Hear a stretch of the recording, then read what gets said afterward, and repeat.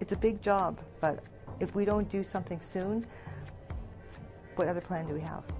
Tonight, back to square one. The National Inquiry once again finds itself without an executive director. From our perspective as the Indigenous people, we look at corrections as a form of addressing the issue in a good way. A different approach. Why one elder thinks it's time to move justice back into Indigenous hands. It's a great experience for me. I've never written music in French. And new harmonies. Award-winning artists gather to share the voices of the Innu Territory.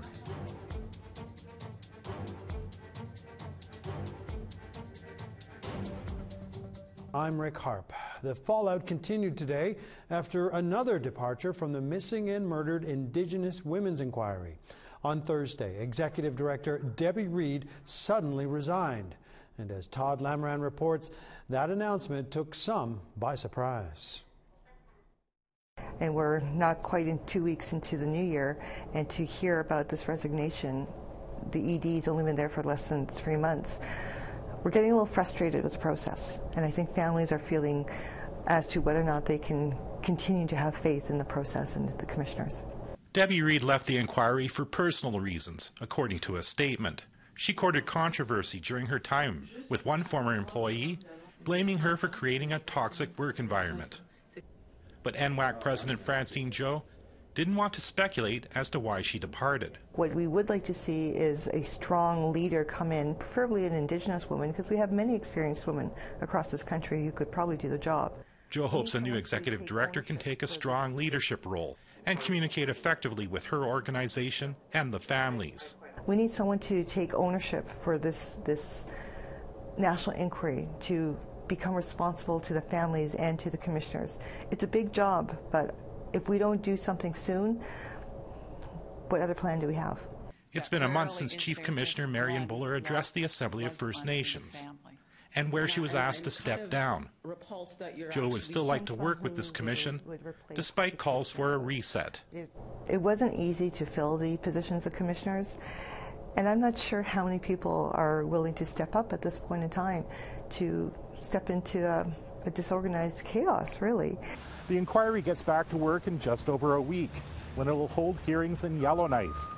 Joe doesn't want this latest resignation to be a distraction there. I want to be there with the families to see how it is affecting the families. Hopefully the resources are still available. Hopefully the staff are still supporting the families first. And hopefully we can work through the next few months and find an ED who's willing to step it up. Todd Lamran, APTN National News, Ottawa.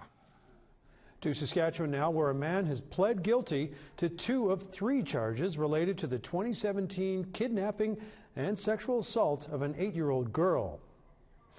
The charges date back to last July when 19-year-old Jared Charles cornered the girl in a park near her Prince Albert home, then forced her into his vehicle.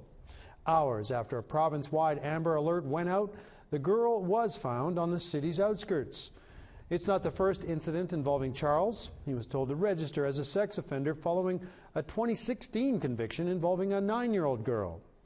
His sentence will be handed down next month. Still in that province, crisis teams are being flown into the Fond du Lac First Nation after a pair of 15-year-olds, one male, the other female, both committed suicide this week. Located in Saskatchewan's far north, the Fly-in-Only community says 3 mental health therapists, 2 addiction workers, and 2 youth workers are now en route. A spokesperson for the Athabasca Health Authority says their staff work hard to prevent such tragedies, but do acknowledge what's currently in place is not enough. Due to the nature of the isolation and living in the north, there's a lot of different factors at play, but we do have lots of services. Do we have enough? Probably not. We definitely need more. As with Fond du Lac, so too with some Alberta First Nations. There, a number of communities struggle with suicide. Samson Cree Chief Vernon Saddleback is all too familiar with this crisis. Elected to office last week, he says he's already been to some 30 funerals since, at home and across the region. APTN's Chris Stewart has more. Chief Saddleback says he knows of 11 suicides in his community last year. This year already, 2 more have taken their lives. Now that we've kind of dealt with the violence of our community, now people are realizing, they're noticing that, oh, we have suicides, you know, and it's time that we do address that issue. You know, I'm kind of glad, okay, great. Violence, we kind of tackled that as a people. This is the next one, you know. Let's tackle this as a people. Let's go after, now let's address the suicides in our community. Sherry Green is a band member living in Edmonton. She visits Sampson regularly. Green believes that poverty and a lack of access to activities is contributing to young people taking their lives. She is organizing a candlelight vigil this Saturday to honor those lost and to show youth there is hope.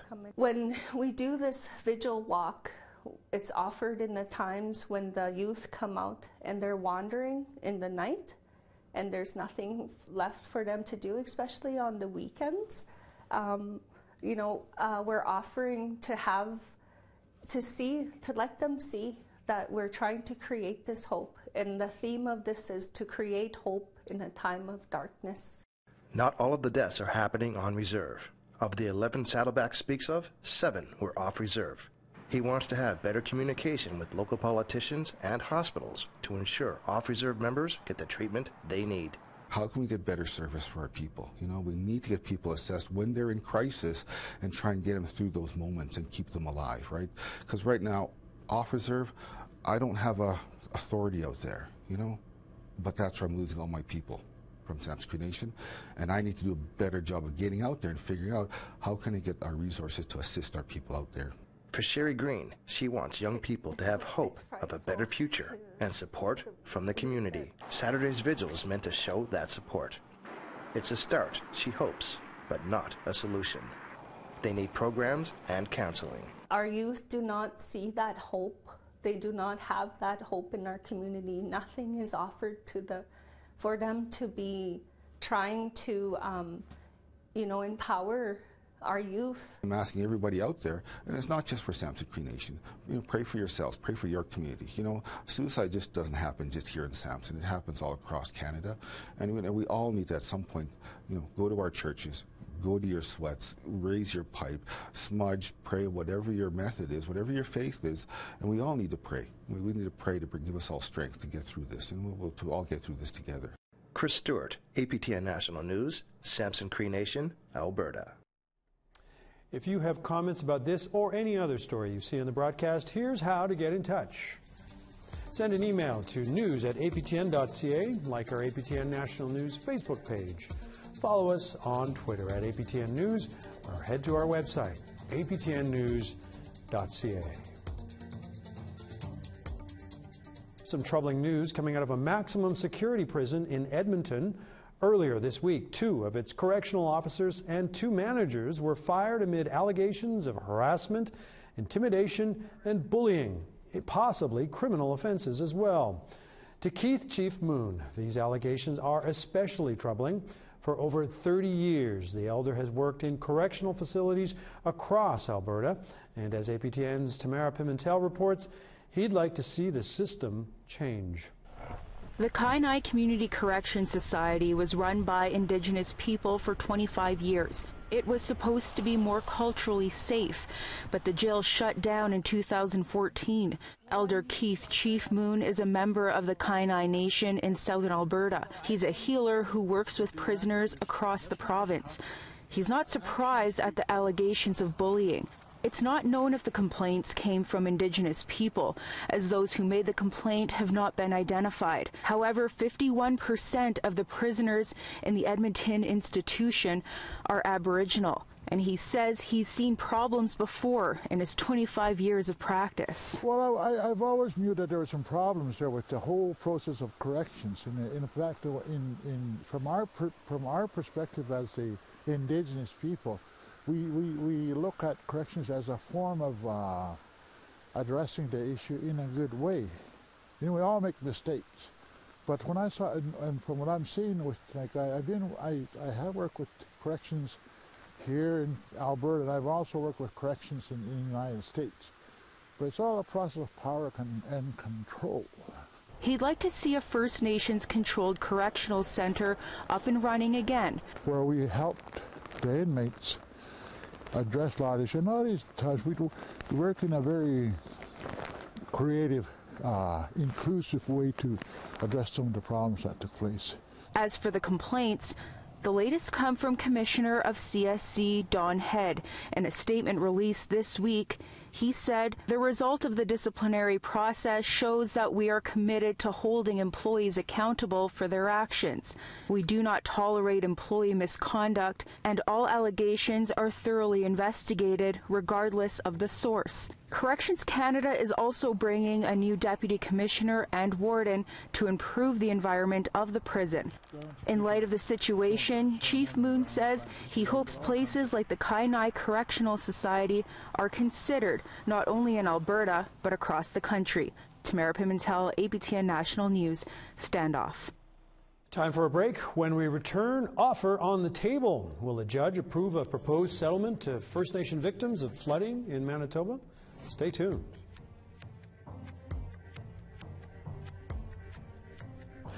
A rainy 11 degrees in Charlottetown, rain and 13 in Halifax. In Ukchuak, minus 23 and snow, sun, minus 24 in Nain. Val-d'Or, a sunny minus 24, Sept-Îles, snow and minus 10. Sarnia, partly cloudy, minus 7, Ottawa, sunny, minus 14.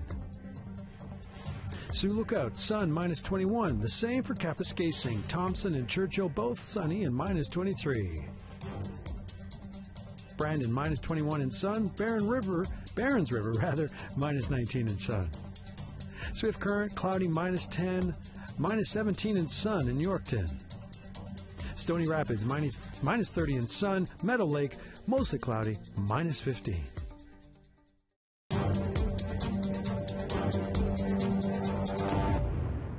And welcome back to APTN National News. It's a $90 million class action lawsuit affecting thousands of people across 4 Manitoba First Nations, all because of massive flooding almost 7 years ago. And earlier today, members of those First Nations filled a Winnipeg courtroom in hopes the lawsuit would finally be settled. First Nations affected by the 2011 event include Penamutang, Little Saskatchewan, Lake St. Martin, and Dauphin River First Nations. Last June, the provincial and federal governments reached a deal regarding compensation, a deal that does not admit wrongdoing, however. Money will go towards lawyers' fees and expenses, as well as administrative costs. Our own Brittany Hobson was there in the courtroom when this all unfolded, and she's here now with some more details. Brittany, what can you tell us about what happened in the court today?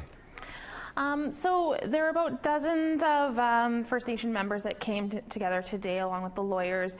The government, the federal government and provincial government approved this $90 million settlement last year, and so they came together to hash out those details and put it before the courts to get approval on the details. So they came together and the lawyers laid out the plans in terms of payments and how many people would get payments. Right now, looks like there's about 7,600 people that are eligible for payments. From the 4 communities? Yep. Yeah, from the 4 communities, and that's individual people. This is a separate lawsuit from the lawsuit with the First Nations with the government. So this is just individual people, and the payouts go towards personal loss is what they're saying. So you know, loss of jobs, loss of income, loss of housing, personal belongings. You know, people are talking about furniture, clothes.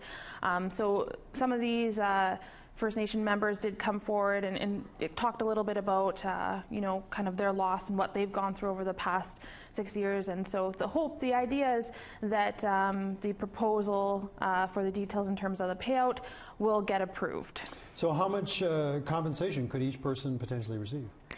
It's unsure for sure right now, but they have a point system that they created, the lawyers for the class action lawsuit. So people that were, they say, massively affected will get more, and they estimate that could be anywhere from, for an adult, $42,000 to $67,000. For kids, it's less. They say about 10% of that. So it was put forth that a family of 4 could potentially receive up to $150,000. They do have different levels. People that they say were less affected would receive less of that. So it's unsure right now exactly how much, but I mean, you'd be looking at about $67,000 for one person. Now, some of the people who are potentially eligible for compensation aren't actually happy with this proposal. Why not? Well, some people came forward. 4 people from Lake St. Martin came forward and wanted to challenge the details put forward. For them, they are saying that they don't agree with the point system and it's not fair. Brittany Hobson, thank you. Thank you. Now, we've just received word that the judge in this case has approved that $90 million settlement. Again, the deal covers roughly 7,600 people on 4 First Nations in Manitoba's Interlake region. They were forced from their homes by serious flooding in 2011. The compensation comes from the provincial and federal governments, and as Brittany noted, it covers personal property, not infrastructure damage. Well, he's doing the time, but did he do the crime? A question at the heart of tonight's episode of APTN Investigates. And joining me now with more on what to expect is APTN's Rob Smith. Rob, this story centers on 51-year-old Philip Talio, a man who spent the past 34 years in jail for the rape and killing of 22-month-old Delavina Mack, a crime he now says he did not commit, despite initially pleading guilty to doing so. How did this story first come to your attention? Well, there was a major breakthrough last year when a judge ruled that Philip Talio could indeed appeal his conviction. This is highly unusual, as convicts usually only have 30 days to make an appeal.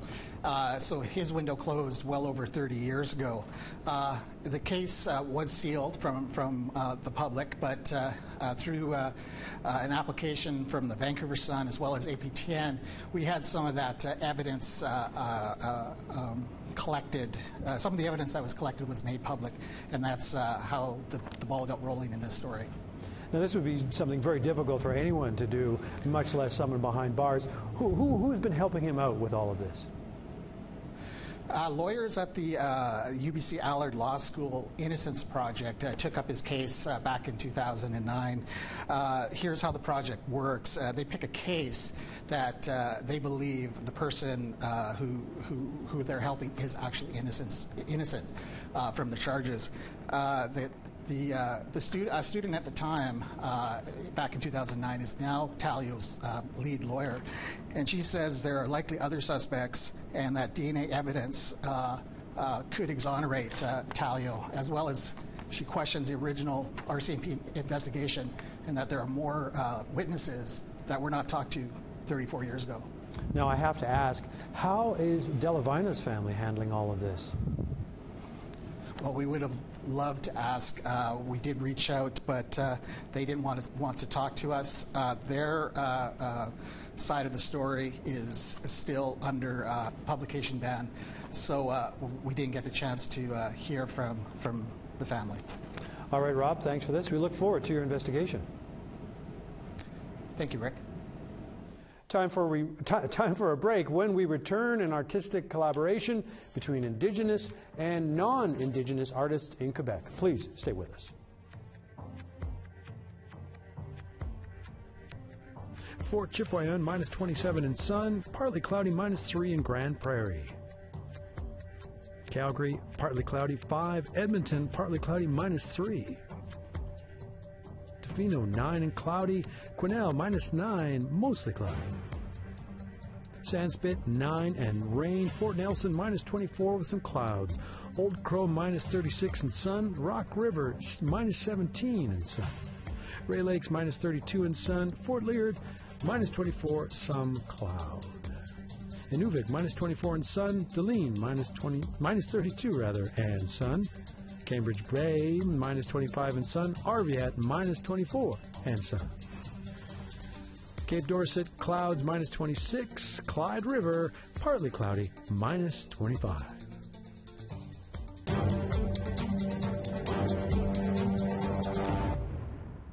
Thanks for sticking with us. A unique songwriting residency is taking place in Quebec this week. 7 First Nation artists are pairing with non-Indigenous musicians to collaborate as part of that project. Danielle Rochette reports.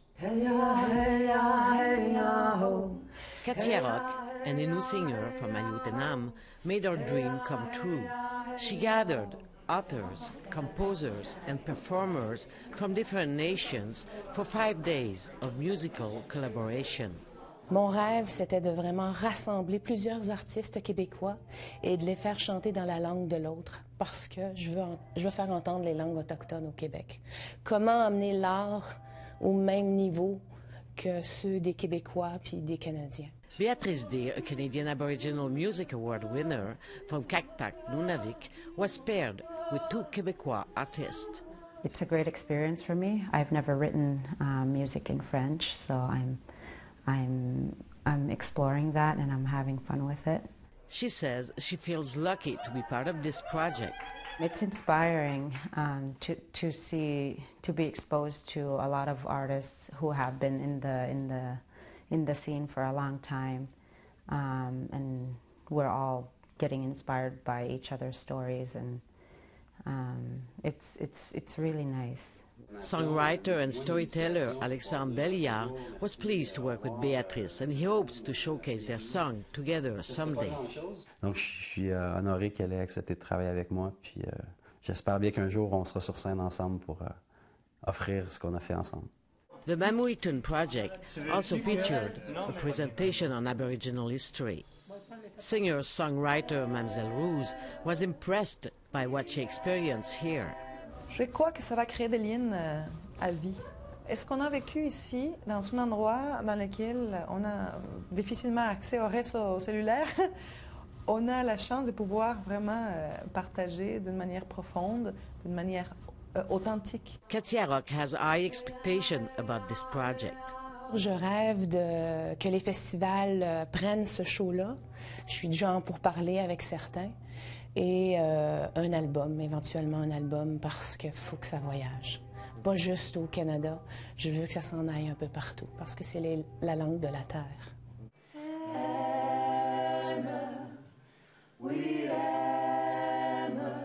Danielle Rochette, APTN National News, Sainte-Lucie-des-Laurentides, Québec. And as we now head off into the sunset, it's time to bring you today's photo of the day. This one comes to us courtesy of Samantha in Inuvik. You're looking at an image from this year's Inuvik Sunrise Festival in the Northwest Territories. It's a celebration to mark the return of the sun after 30 days of darkness. The annual event actually took place last weekend, full of local foods, music, dance, and of course, fireworks. Thanks for sharing your awesome shot with us, Samantha. And if you'd like to see your photo featured on APTN National News, email share@aptn.ca or tag APTN News on Twitter or Instagram. And of course, be sure to follow us on Instagram to see past photos of the day and pictures from our various reporters. Well, that's it for APTN National News. It's Friday, January 12th, 2018. But please stay with us. APTN Investigates is up next. I'm Rick Harp, and we'll see you again soon.